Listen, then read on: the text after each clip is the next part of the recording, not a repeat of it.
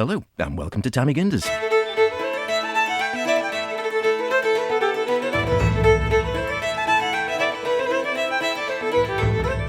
And somehow we have reached the final episode of this series. I can't believe it. I wonder how that happened. It's a mystery to me. I wonder how anything happens on this programme. We are on the last programme. We are dipping in the sea, and we're hearing more about one of the island's unsung greatest poets.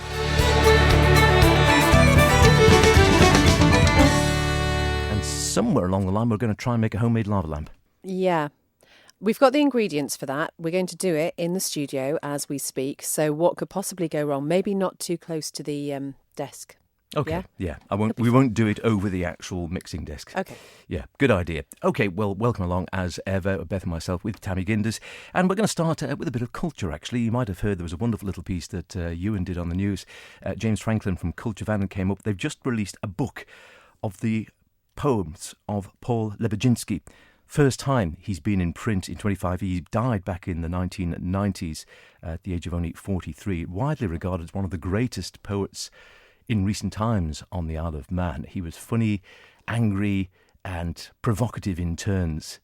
To find out more, I had a chat with James Franklin. Late summer, Gabriel Crow and I worked till the velvet shades of eve to pull the bent and swiftly tie in sheaves before the falling leaf of autumn came. He was the son of an RAF pilot who came over here from Poland and was stationed at Derby and stayed.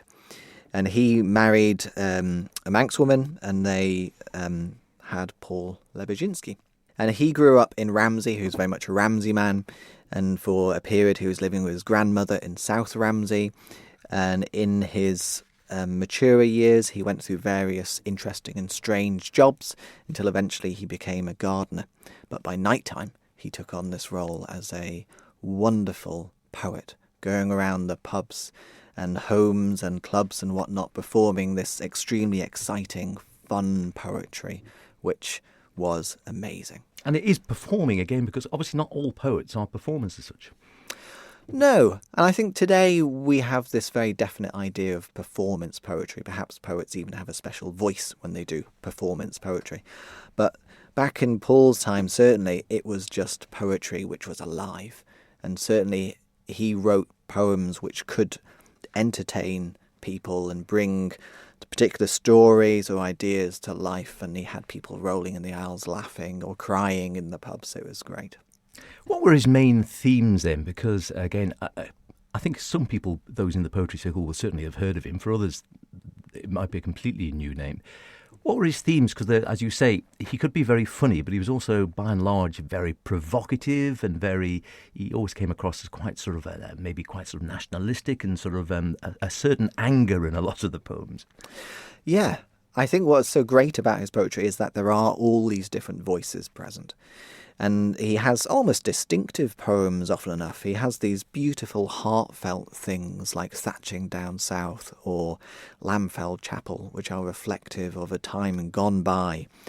And then you have these brilliantly funny things about characters around Ramsey or politics, having a good laugh at the politics of the time.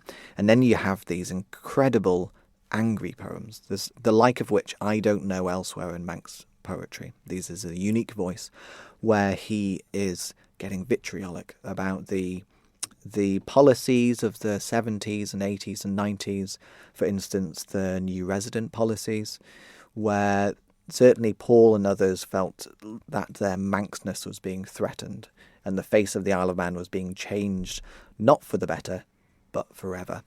And so he saw what was for him the destruction of South Ramsey, and he saw many other changes, and he put to voice the spirit which at least he had at the time.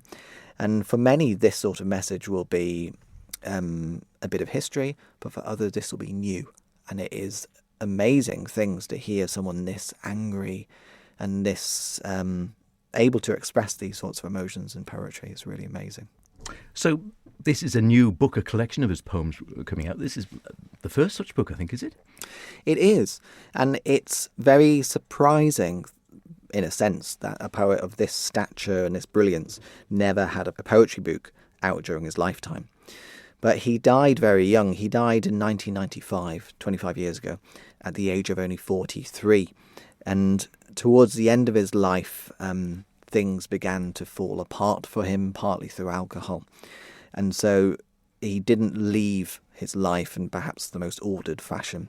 And perhaps that's why a book never happened, because he passed away in a disordered way. And so it's very nice now to have worked with his family to create this book. And do you think, you were hinting at reasons, I was going to ask, why do you think he's been sort of ignored for so long? You hinted at some reasons there. Do you think the actual content of the poetry itself, again, because he's quite often having a good old pop at the establishment in many ways, might not endear him to those within power, perhaps? Absolutely. Well, certainly he didn't endear himself to those of authority or in power. There's no doubt about it. That was a part of his mission in many of the poems, to question, to challenge, and to make people think and reflect, which is a part of why his poems are so important. But after a gap of 25 years, for many people, these names, some of the names which pop up in here, will be foreign names to people. Some will be remembered strongly either way. But I think the main reason why we haven't seen his poetry produced since then was, well, immediately after his death, a cassette tape was put out, 6 Foot Under, which was then digitised and released a couple of years ago by Culture Vannin. But it's taken a long while to gain the trust of Paul's brother and the family to entrust the manuscripts to us to be able to transcribe and to go through these tens of notebooks and these hundreds of loose pieces of paper to go through everything he wrote, which remains, to create this book of 63 poems. So has it been a work in progress for some time by the sound of it? Yeah, a very happy, somewhat slow process, mainly on my shoulders to have, well, the slowness is my fault, I should apologise, sorry everyone. But it's been years going through this wonderful collection. And when I say scraps of paper, it is indeed down to ripped up pieces of envelopes, backs of beer mats, and just all sorts of things. Obviously, this was inspired stuff which just came to him, and he scribbled down these lines on the back of a receipt or whatever it was. And then you have these different versions of the same poem, and you need to make decisions. And it's been a very exciting process to get here. Does it still have relevance, you think, in the modern world now, in today's world, bearing in mind, as you say, these were written sort of 20, 30 years or more ago? Yes, absolutely. I grew up around Ramsey and Maccled up north, and for me, I would have seen him around town, but I don't remember him at all from my youth. But for me, discovering his poetry for the first time, it's a revelation to me. His voice is unique in Manx poetry, and also it's unique of a time. If there is a voice of the Isle of Man of the 80s and 90s, it's Paul's voice. And any particular pieces which stick in your mind as poignancy or particular relevance, or indeed something which, when you've been going through some of these notes, whatever, you thought, yeah, that, there's one that sticks in your mind particularly? The beautiful poems, like Thatching Down South, are legendary for a very good reason. They're beautiful things, the like of which there are very few other poems like this from the Isle of Man. They're beautiful things. But for me, some of the poems like Colonel Pimp, for instance, which is about a Wenai coming from the colonies to claim or colonise almost the Isle of Man. I'll grab all until I own every green hill, and the Manx men are driven away. Colonel Pimp was a bold speculator who came here from India to dwell in the cheap Isle of Man, where he grabs all he can and abuses his workers like hell. It's an extremely angry, and at one point would have been an offensively angry poem. For me, this sort of poem is most exciting. This is something very, very special. Old Gabriel will go home to spend his days till snowdrops burst the ground. When comes the warmth, we'll meet, old friend, to thatch the ancient crofts again.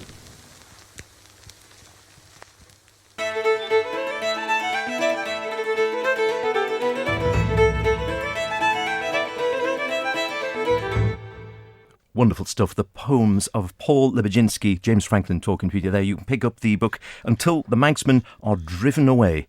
the selected poems of Paul available from bookshops around the island or directly from Culture Van, and a mere £8.50. Terrific stuff.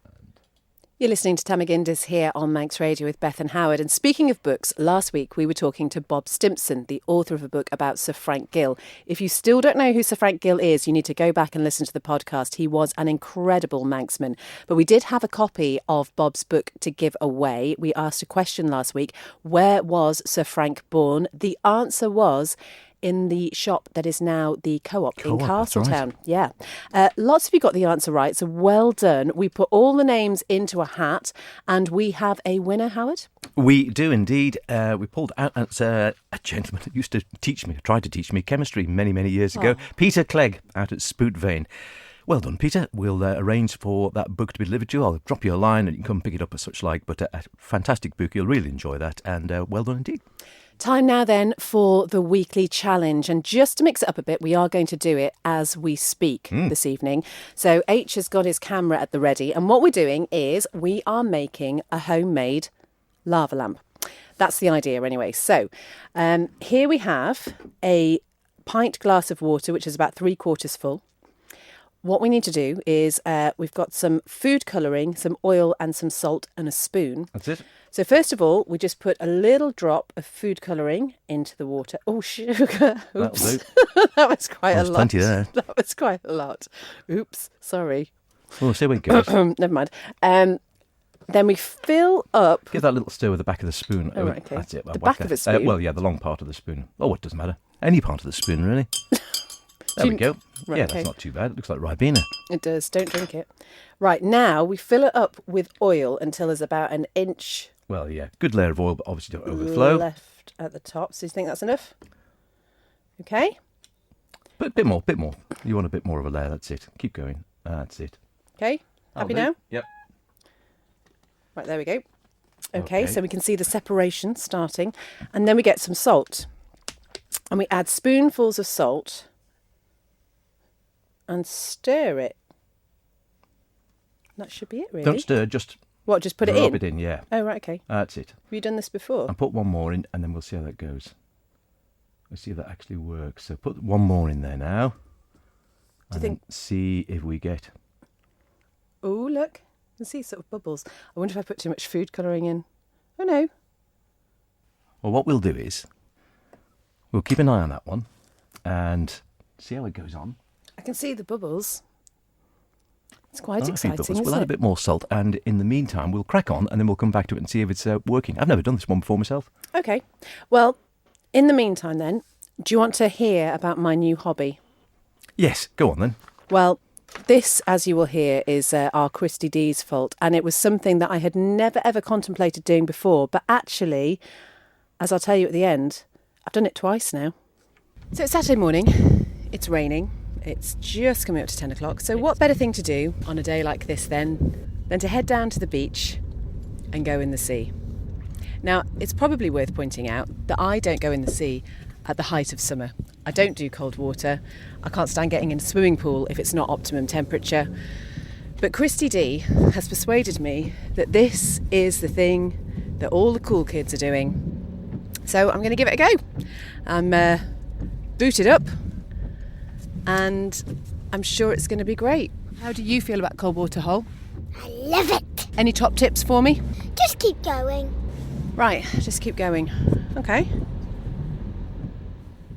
So we're here on the prom. You look a bit scared, Beth. Well, do you know what? You've turned up in all the gear, CD. What's this you got going on? I'm wearing a beautiful toweling robe, complete with hood. It's actually awesome. These ponchos, you put them on over your swimsuit and you can get changed underneath them and they dry you as well. They're great. I wasn't told that there was an official uniform. I'm not prepared for this. I've just got a towel. Christine Collister, you're rocking a big one. A big one? That's not a sentence I ever thought I'd hear. Yes, this is the first outing of my big one. Right. And I'm reliably informed that as soon as you put it on, it soaks up all the moisture. So, but this is my fourth time in. It's clearly addictive. Just tell me exactly what's going to happen. Exactly. Run me through it. Yeah. No. Well, we're going to wait for the Queen of the Sea, Jo Collister, who's going to come and join us. She goes in every single day. And so essentially, because Christine and I have only done this a few times, she holds our hands and she takes us into the water and she counts to 3 and we all get in, Beth. And you're joining us today, aren't she's you? great. She's just so supportive, but also because she's felt the huge benefits of it, and you kind of get caught up on her enthusiasm. And she also looks amazing. Right, so the benefits are numerous, yes? Yeah. They genuinely are apparently numerous. I think it's because, of course, the Scandinavians have been doing this for many, many years, haven't they? And humans in general have been for a long time. It's just we've sort of forgotten about it. But We've got too the idea, comfortable. it's the idea of the cold shock, it's circulation. I've heard cold shock's really bad for you. But then the thing is, you have to be very careful. So you would only go in for a few minutes, essentially, certainly at this time of year. I mean, in the summer, I was going in and sort of swimming around for about 20 minutes or so. This time of year, absolutely not. Okay. Maybe about 5 minutes and then get back out again. And a minute, actually, Joe would say after 60 seconds you get the payoff. You get a flood of chemicals, I suppose. A rush of endorphins that make you feel incredibly warm. Look at you! You don't believe me, do you? But honestly, rubbish. It's not. I think she's actually just recording this so that it's wasting time, so she doesn't have to get in the sea with us. Are you ready to come and join us, though, Beth? Well, Joe's not here yet, so I'm hoping she's going to be a little while and I can just gear myself up for it. Thanks for this, though. Really looking forward to it. Joe has arrived. Oh, Queen of the Sea, as you've been... Oh, thanks, I'll take that. Right, this is my first time ever. I should tell you, I don't go in the sea even when it's really warm, even in a hot country. So, your top tip for me would be... Just go for it. And it'll be amazing. And you'll love it. And you'll feel just so revitalised after and like reborn and like, yoo-hoo! And then your day will just be amazing. And then you'll start to get addicted to getting in the sea. And then you'll look at it all the time and be like, oh, I want to jump in because it's so amazing. Right, okay. So we're getting changed then. Good-o. Have fun, girls. You might have to take your coat off there. Keep walking.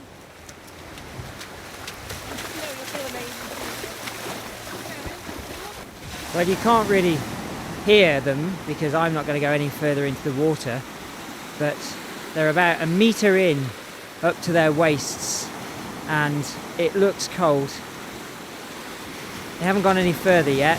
They're standing there, but each half a metre they advance into the sea, the waves wash over them a little bit higher. Now Beth's the only one still standing up. Christy's offered a hand to her. They're all holding hands now and they're going down together into the water. The wave breaks over the top, but Beth has a look of exquisite pain on her face. Nobody's got their head below the water yet, and no, they're all bobbing around like mermaids, sort of. What do you think, Holly? Do they look cold? They look like they're singing lullabies to each other. They do look like they're singing lullabies. Beth looks absolutely freezing. The others are sort of bobbing around. Joe's swimming. Joe's had her head under the water, I can see now. Christy still hasn't. There is a curious seal. The seal has got no idea what these women are doing at this time of year in the water, and maybe he's wondering if they've got a herring in their pocket. Has the sea just gone over your wellies, Holly? Oh dear. Kind of look like a slightly wet reservoir dogs, actually, just walking out from the sea. How was that? Oh, it was amazing! You know what? It was okay. I think I sort of freaked out a little bit, but Joe and everyone were amazing, and I did it, and we were in there for more than a minute, weren't we? Absolutely, way more than a minute. Actually. We saw a seal. I saw the seal. We were in with the seal. I'm waiting now for the huge benefits, which I'm sure are going to happen. Holly, And I'm going to be like, woohoo! I have never been more proud.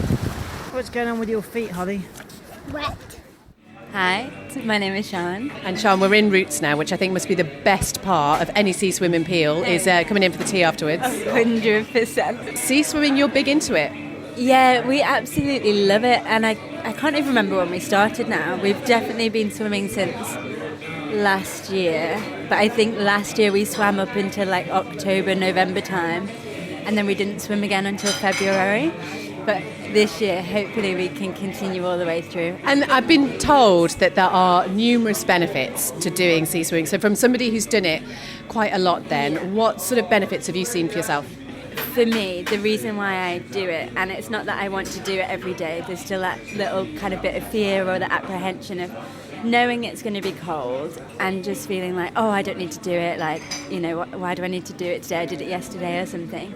But it's that facing that little bit of fear every day, and especially I usually go first thing in the morning around 7 a.m. and then by 7:30 it's like I've already won the day. You know, anything else is a bonus now. So just going into your day knowing that you've just swam in the sea in the middle of autumn, winter, like, I just don't think there's any better feeling. You feel so accomplished. I'm like, if everything else is failing, at least I can be accomplished about swimming in the sea. And do you know what? The other thing is, I think I have reached that point here on this Saturday morning where I've looked down and I realise I've got my dressing gown underneath my coat. I'm wearing my oldest, skaggiest trousers and I don't care. And the thing, yeah, exactly, that's the thing. It's, you don't care and no one else cares. There's so much more joy to be had in just like getting out sea swimming and just like letting go of any of your worries. It's just amazing. Okay, well, I'll wait to see whether I'm going to be back here next week. Yes, you will, 100%. Everyone that's come sea swimming has continued to sea swim. There's no one that's really come and then not come back. I'm going to be part mermaid this time next year. Definitely, I've got a right mermaid crew going on. It's amazing. I love it. Definitely keep it up. So there you go, a new hobby. And I have to say, I have been back again. I did do it the following weekend. So there must be something in it. And did you feel invigorated and sort of... Do you know, at the time, I can't say I was sitting there thinking, this is fantastic. I did get to a point where my legs weren't so cold. I'm not as confident probably as the others yet in terms of swimming, so I prefer to have my feet on the ground. But afterwards, when you get out and you sort of dry yourself and you're sitting in the coffee shop having coffee and croissant afterwards, it's your skin is like zinging. You get this sort of tingle, which is amazing. So is that enough to keep me going? Yeah, maybe. And I kind of think, actually, if I can do it in November and December, surely it must be much easier in the summer months. You think so? Well, if you do it again before Christmas, I'll come with you. Okay. I'll put my pink swimmies on and we'll try it out. Really? Well, apparently. Oh, okay. Have you had a rummage in the archive? I have. Now then, I thought this would be of interest to you. There is a tape, and I think this is the wonderful Geraldine Jameson doing an interview about Irish whiskey, as far as I can understand. Okay, let me push the button. Here we go. For them when they come over. Well, listen, thank you very much indeed for this potted version of a journey through the history of Irish whiskey. And may I say, would there be any chance of passing a shot of the golden nectar down the line here to this Jameson, you know, over here? Most definitely. I'll make sure to get it over to you. And because you enjoy a large one on me. Because broadcasting, of course, is thirsty work, even if it is a Sunday. Well, we'll make sure that when you finish your next show, you'll have a large glass of Irish ready for you.